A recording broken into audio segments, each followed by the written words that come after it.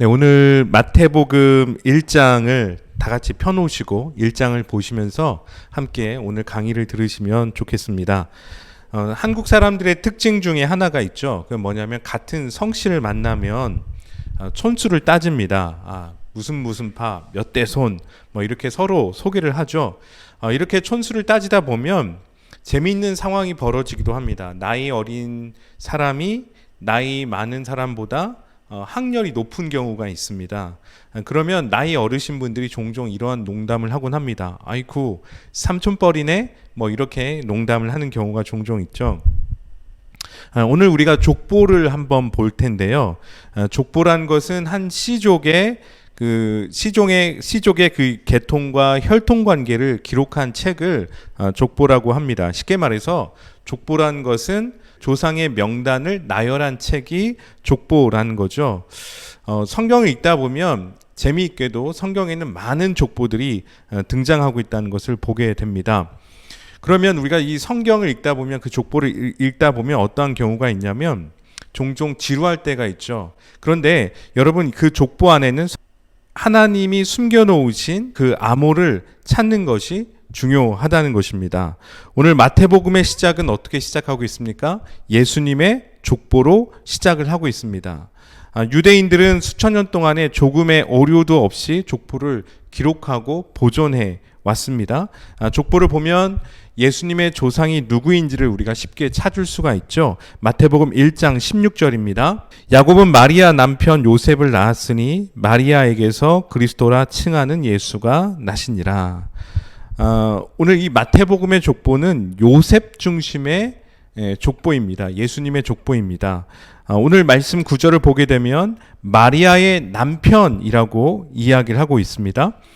그런데 그 9절 밑을 보게 되면 야곱은 마리아의 남편 요셉을 낳았다라고 이야기를 하고 있고 마리아에게서 그리스도라 칭하는 예수가 나셨다라고 말씀하고 있습니다. 이 구절을 보게 되면 예수님의 족보가 요셉에서 끝이 납니다. 마태복음을 보게 되면 조심스럽게 요셉을 예수님의 아버지로 언급하고 있죠. 마리아의 남편으로만 기록을 하고 있습니다. 그리고 예수님이 누구에게 낳았다라고 기록되어져 있습니까? 마리아에게서 그리스도라 칭하는 예수가 나왔다라고 말씀을 하고 있습니다. 이 뜻은 예수님은 어떠한 육신의 관계로 해서 태어나신 것이 아니라 성령으로 잉태한 분이라는 것을 보여주고 있습니다. 예수님의 그 신성을 우리들한테 말씀하고 있다는 거죠. 그래서 예수님의 아버지는 누구이십니까? 하나님 아버지라는 것을 우리 가운데에 보여주고 있는 구절입니다. 마태복음에서 여기서 한 가지 의문이 생긴다는 거죠. 마태복음에서 요셉이 예수님의 아버지가 아니라면 왜 요셉을 중심으로 해서 예수님의 족보를 저자 마태는 소개를 하고 있는가? 라는 질문이 생길 수 있습니다. 이를 이해하기 위해서는 유대인의 관습을 우리가 알아야 합니다. 유대인들은 한 가족의 가장은 그 집에 속한 아이의 친아버지가 아니더라도 그 아이의 법적인 보호자가 될 수 있었다는 것입니다. 자, 이 관습에 의하면 예수님에게 요셉은 누구라는 거죠? 법적인 보호자라는 거죠. 마리아는 예수님의 어머니입니다. 이를 통해서 예수님은 신성을 가지신 하나님의 아들이심을 증명하고 있다는 것입니다. 복음서에서는 두 개의 족보가 있습니다. 마태복음과 누가복음에서 각각의 족보가 나오고 있죠. 마태복음에서 나오고 있는 족보는 요셉을 중심으로 한 족보입니다. 그래서 조상으로부터 자손들로 내려가죠. 아브라함이 누구를 낳고 그 다음에 다윗이 누구를 낳고 마지막에 예수 그리스도가 나오게 됩니다. 반면에 누가복음은 마리아 중심의 족보입니다. 예수님으로부터 조상들로 올라가죠. 그래서 예수님으로부터 조상들이 쭉쭉쭉 올라가서 아담이 나오고 하나님으로 끝이 나게 됩니다. 누가복음 3장 23절 말씀 한번 보겠습니다. 예수께서 가르치심을 시작하실 때에 30세쯤 되시니라. 사람들이 아는 대로 요셉의 아들이니 요셉의 위는 헬리요. 누가복음이 마리아 중심의 족보라고 이야기를 했습니다. 여기서 누가복음 말씀을 보게 되면 마리아에게서 그리스도가 태어났다라고 하고 있지 않습니다. 말씀을 보면 예수님이 요셉의 아들이다라고 표현이 되어져 있죠.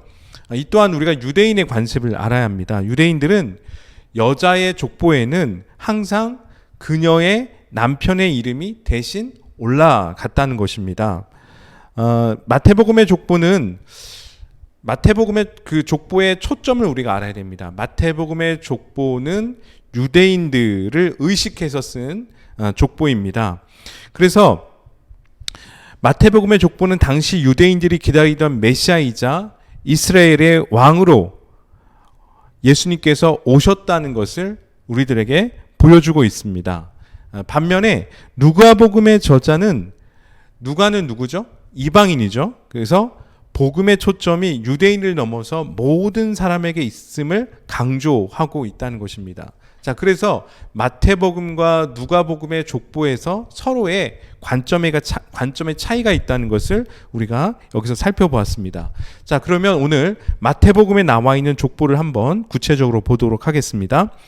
마태복음은 모두 4개의 그룹으로 족보가 구성이 되어져 있습니다. 첫 번째는 마태복음 1장 1절부터 5절까지 해서 아브라함 이후에 명단들이 나오고 있습니다.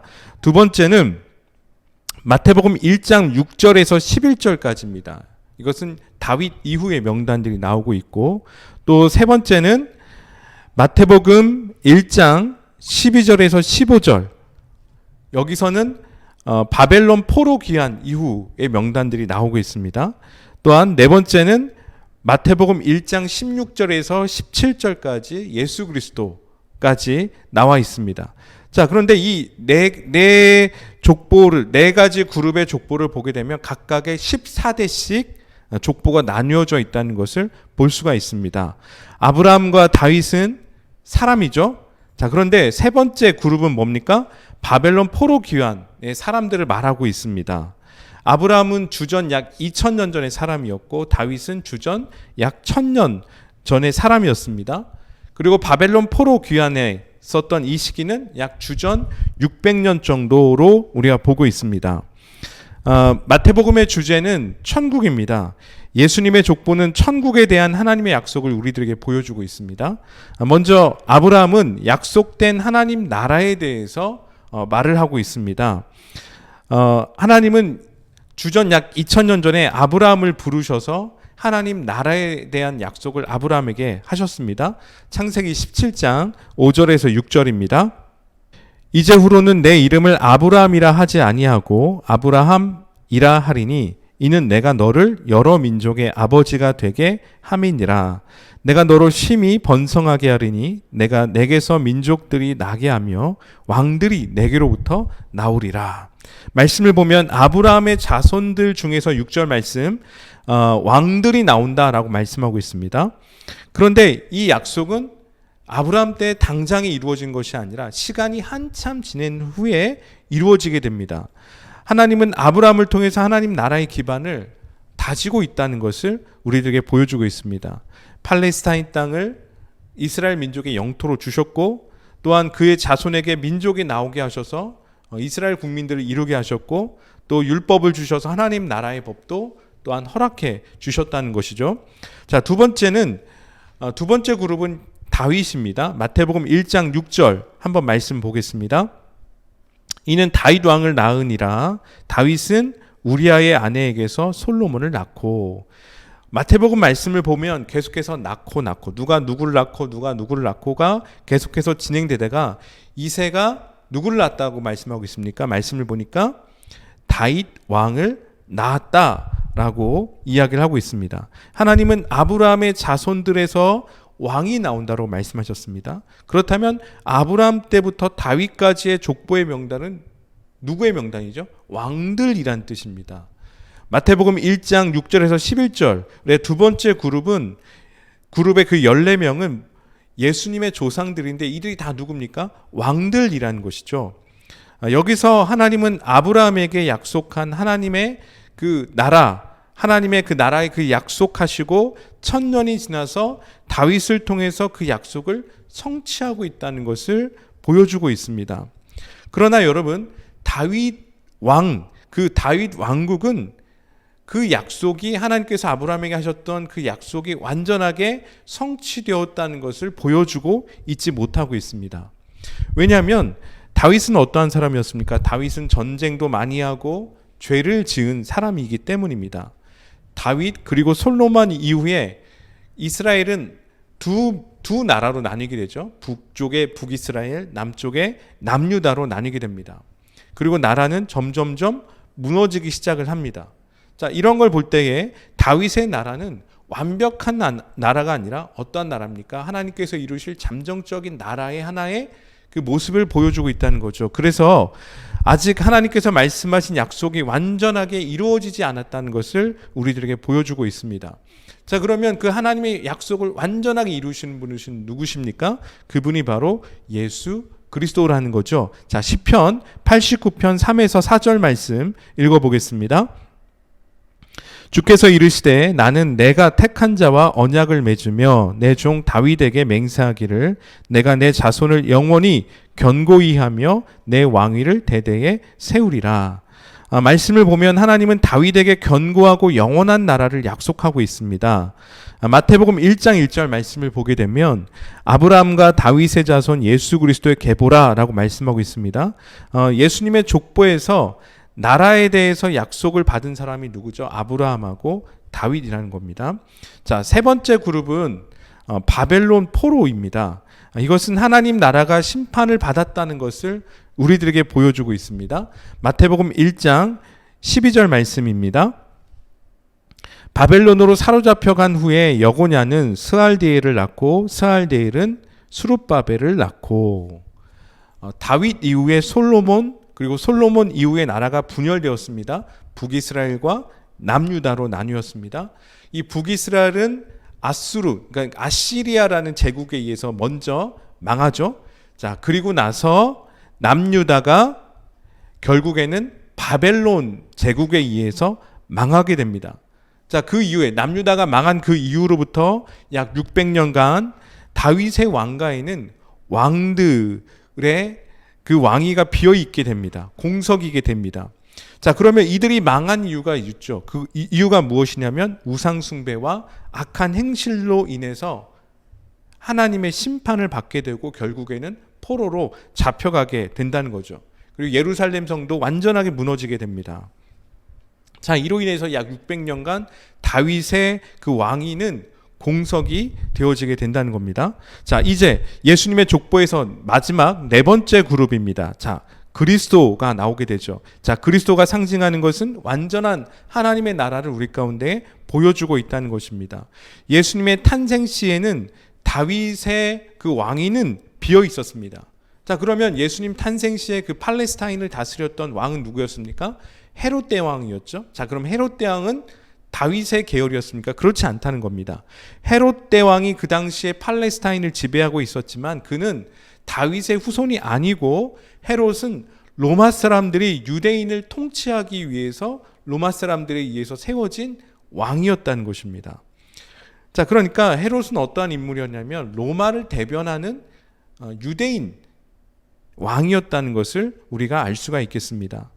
자, 그래서 성경은 진정한 다윗의 왕위를 이은 왕을 예수 그리스도라고 마태복음에서는 소개를 하고 있는 것입니다. 마태복음 1장 1절을 보면 다윗의 자손 예수 그리스도의 계보라라고 마태복음이 시작을 하고 있습니다. 자, 그러면 이에 대해서 구약의 근거가 있겠죠. 이사야가 예수님에 대해서 예언을 했습니다. 이사야서 7장 14절 말씀 함께 읽겠습니다. 그러므로 주께서 친히 징조를 너희에게 주실 것이라. 보라, 처녀가 잉태하여 아들을 낳을 것이요 그 이름을 임마누엘이라 하리라. 이사야서 9장 6절에서 7절 말씀도 보겠습니다. 이는 한 아기가 우리에게 낳고 한 아들을 우리에게 주신 바 되었는데 그의 어깨에는 정사를 메었고 그의 이름은 기묘자라 모사라 전능하신 하나님이라 영존하시는 아버지라 평강의 왕이라 할 것임이라. 그 정사와 평강의 더함이 무궁하며 또 다윗의 왕자와 그의 나라에 군림하여 그 나라를 굳세게 세우고 지금 이후로 영원히 정의와 공의로 그것을 보존하실 것이라. 만군의 여호와의 열심히 다 이루리라. 오늘 말씀을 보게 되면 한 아이가 태어났다라고 말씀하고 있습니다. 근데 그 아이의 어깨에 정사를 메었고 그의 이름이 기묘자라, 전능하신 하나님이라, 영존하신 아버지다, 또한 평강의 왕이다 라고 말씀하고 있습니다. 이 말씀을 볼 때 예수님은 누구의 왕자에 앉으셨습니까? 바로 다윗의 왕자에 앉으셨다는 것을 우리들에게 보여주고 있습니다. 아브라함과 다윗에게 약속된 하나님 나라의 약속이 이제 그리스도에게서 완전히 성취되었다는 것을 말씀은 보여주고 있다는 거죠. 2000년이 지난 이후에 하나님께서는 진정한 왕이신 그의 아들 예수 그리스도를 보내셔서 약속된 하나님 나라의 그 천국을 세우신 것입니다. 이 사실은 우리들에게 커다란 기쁨을 가져오게 한다는 것입니다. 왜냐하면 하나님의 영광, 우리가 예수 그리스도를 봄으로 인해서 우리는 하나님의 영광을 보는 것이고 또 우리는 하나님의 구원을 보는 것이기 때문이라는 것입니다. 우리는 예수 그리스도의 족보를 보면서 하나님이 얼마나 우리 가운데 신실하신 분이신지를 발견하게 된다는 것입니다. 하나님께서 우리 가운데 말씀하시고 약속하셨다라면 하나님은 그것을 우리 삶 속에 이루시는 분이십니다. 이 약속은 하나님의 영원한 구원의 그 계획이라는 거죠. 자, 결국에 마태복음 1장 1절에 아브라함과 다윗의 자손 그리스도의 계보라는 이 말씀은 구약과 신약을 연결해주고 있다는 것을 우리들에게 말해주고 있습니다. 다리의 역할을 하고 있다는 거죠. 이를 통해서 성경 전체의 주제를 우리는 알게 됩니다. 성경의 전체의 주제가 무엇입니까? 그것은 예수 그리스도께 모든 초점이 집중되어져 있다는 것을 우리들에게 보여주고 있다는 것입니다. 우리는 예수님의 그 족보에서 또 한 가지 놀라운 사실을 발견하게 되는데 그것은 여인들이 나온다는 것입니다. 자, 여인들의 이름이 누구누구 나오고 있냐면 다말, 라합, 룻, 우리아의 아내입니다. 이 여인들의 특징이 있어요. 이 여인들의 특징이 뭐냐면 다 이방 여인이라는 것입니다. 다말은 가나안 여인이었고 라합은 여리고 사람이었고 룻은 모압 여인이었습니다. 우리아의 아내인 여인은 햇사람이었습니다. 그리고 이들의 또 한 가지 공통점이 있는데 이들의 공통점은 뭐냐면 이들의 결혼 생활이 모두 다 정상적인 결혼 생활은 아니었다는 거죠. 다말은 시아버지 유다와 육체적인 관계를 맺었습니다. 창세기 38장 말씀을 보면 또한 히브리서 11장 31절을 보게 되면 라합은 창녀라고 되어져 있습니다. 룻기 4장 말씀을 보게 되면 룻은 재혼한 여성이었습니다. 또한 사무엘하 11장과 12장 말씀을 보게 되면 우리아의 아내는 간음한 여인이었고 또 재혼한 여인이었다는 것입니다. 자, 이 여인들을 통해서 또 한 가지 우리가 놀라운 사실 하나 발견하게 됩니다. 그것은 우리아의 아내입니다. 마태복음에서는 우리아의 아내라고 표현되어 있죠. 사무엘서를 보게 되면 이 우리아의 아내의 실명은 무엇입니까? 밧세바라는 거죠. 예수님의 족보에 언급된 여인 중에 이름이 언급되지 않았습니다. 단지 우리아의 아내다라고 이야기가 되어져 있습니다. 자, 그러면 이 우리아의 아내 밧세바는 어떠한 여인이었습니까? 다윗이 이 여인과 간음을 했었죠. 그리고 그 다윗이 이 여인과 간음함으로 인해서 그것을 숨기기 위해서 이 여인의 남편인 이 우리아를 전쟁터에 가서 일부러 죽게 했습니다. 그래서 다윗이 이 여인과 결혼한 것이 정당한 것으로 다윗이 꾸민 그런 역사가 사무엘서에 나온다는 거죠. 여러분, 이 말씀을 통해서 다윗의 실수를 우리가 보게 됩니다. 다윗이 우리아의 아내 밧세바를 취한 것은 그의 인생에 있어서 그의 삶에 있어서 최대의 실수였고 죄였습니다. 이것을 통해서 다윗의 가문은 몰락의 길을 가게 된다는 겁니다. 자, 그런데 여러분 재미난 게 있습니다. 그것은 뭐냐면 유대인들은 다윗 하면 아브라함 그러면 정말 너무나도 존경하는 인물들입니다. 자, 그런데 오늘 예수님의 족보에서 마태는 예수님이 다윗의 자손에서 나셨다는 것, 다윗의 족보에서 나셨다는 것을, 다윗의 자손이라는 것을 강조를 하고 있습니다. 유대인들에게 아브라함, 다윗 하면 모든 것이 다 끝납니다. 자, 그만큼 아브라함이 유대인들에게 너무나도 중요한 인물이었고, 특별히 또한 다윗은 위대한 이스라엘의 존경받는 왕이었습니다. 자, 그러니까 다윗의 자손, 그러면 정통성이 보장이 받는 이름이었다는 것입니다. 자, 그럼에도 불구하고 오늘 마태복음에서, 마태는 왜 예수님의 족보에서 다윗의 연약함을 드러내고 있겠습니까?